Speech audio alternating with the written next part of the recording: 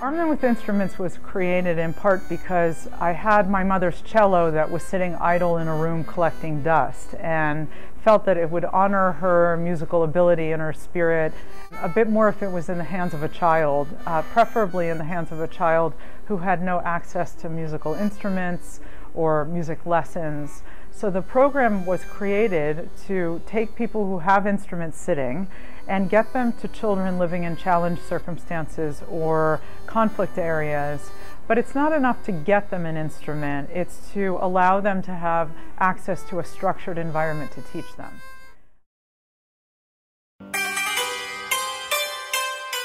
The program has been around since 2007, but a great deal of the work has been the development of the program. Going and visiting the conservatories of music in different areas of the world, finding the arts educators to teach the children, so it's not a dream deferred.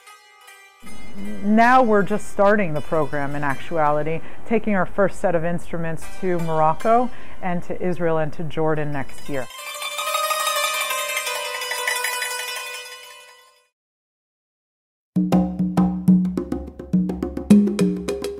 We had a wonderful program on August 1st here in the Chicagoland area. A businessman on the south side of Chicago donated a warehouse for us to use as the distribution hub for Arm Them With Instruments. And we had a concert in the warehouse, and actually the audience came with instruments.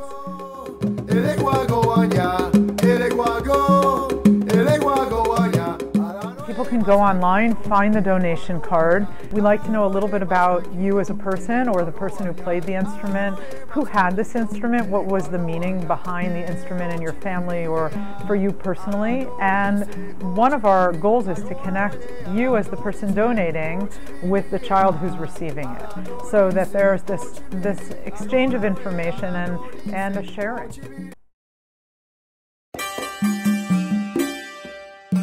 One of the strengths of Genesis is that we are up close and personal, creating engagement for people, so that if you have an instrument and you want to know that it's being used by a child who's going through a particularly difficult time, whether it be from inner city violence or it's actual world conflict, and you want to know that that child has a name and a face, you can actually come on a trip with us and give that instrument to a child. Go visit the Bedouin tent.